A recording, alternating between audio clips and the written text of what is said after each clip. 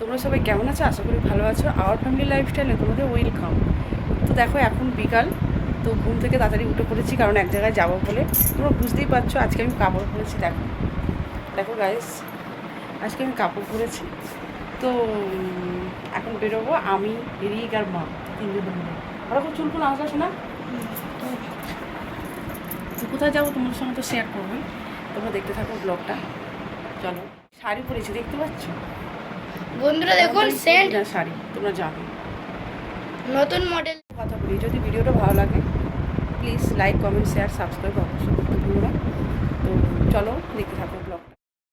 Guys মাও ready হয়ে গেছে, চলো আমরা বেরিয়ে পড়ি। তো কি গরম দেখতে পাচ্ছ, মায়ের অলরেডি ব্লাউজ ভিজে গেছে, তবু তো যেতে ইচ্ছা করে বলো।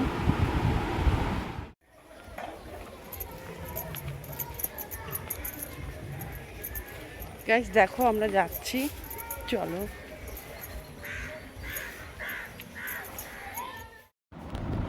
গাইস দেখতে পাচ্ছ আমরা বেরিয়ে পড়েছি, তোমাদেরকে দেখিয়েছি আমরা বেরিয়ে পড়েছি।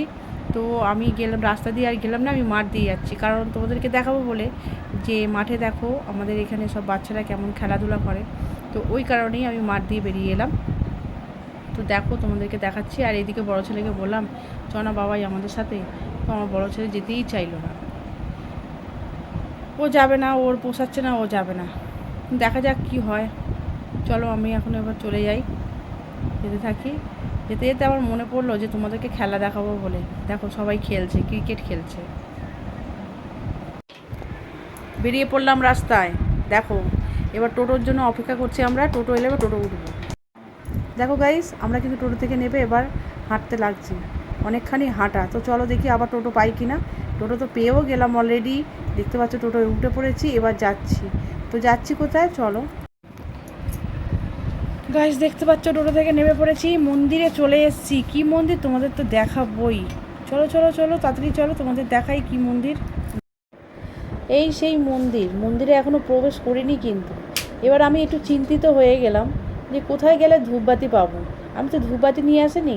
এখানে কয়েকজনকে জিজ্ঞাসা করলাম যে দাদা ধূপবাতি কোথা দিয়ে পাবো, তো বলছে এইখানে ধূপবাতি পাওয়া যায় না। দেখা যাক চলো কোথা দিয়ে ধূপবাতি পাই। আর এই যে সেই মন্দিরের গেট, চলো আমরা দেখতে থাকি। মন্দিরের গেটের ভেতরে আমি ঢুকছি।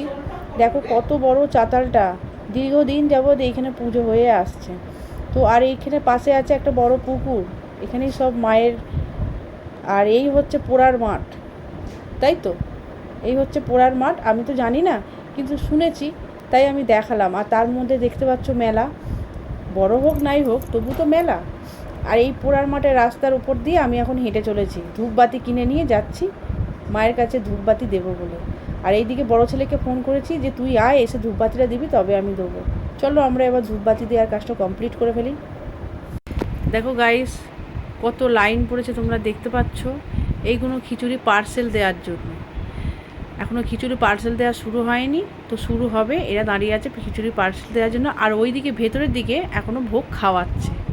তো আমরা খেতে পাবো কি আদৌ, মায়ের প্রসাদ কপালে জুটবে কি বলতে পারছি না, কেন এখনও ধূপবাতি দিয়ে উঠতে পারিনি, তো কী করে প্রসাদ খাবো বলো। গাইস দেখতে পাচ্ছ বাবাই চলে এসছে। এবার আমি আবার দেশলাই ঘুরছি, না ধূপ মোমবাতি পাই তো দেশলাই পাই না, দেশলাই পাই তো ধূপ মোমবাতি পাই না। তো বাবাই চলে এসে, বাবাইকে বললাম দাঁড়া একটুখানি, আমি এবার ধূপ মোমবাতিটা দিয়েই দিই। এতক্ষণ ধরে ওয়েট করে রয়েছি, এবার তো ধূপ মোমবাতিটা দিতেই হবে। এদিকে সন্ধ্যা হয়ে গেছে, আবার যাব বাড়িতে গিয়ে ডোমজুড়ে যেতে হবে। চলো গাইস ধূপ মোমবাতি দিই।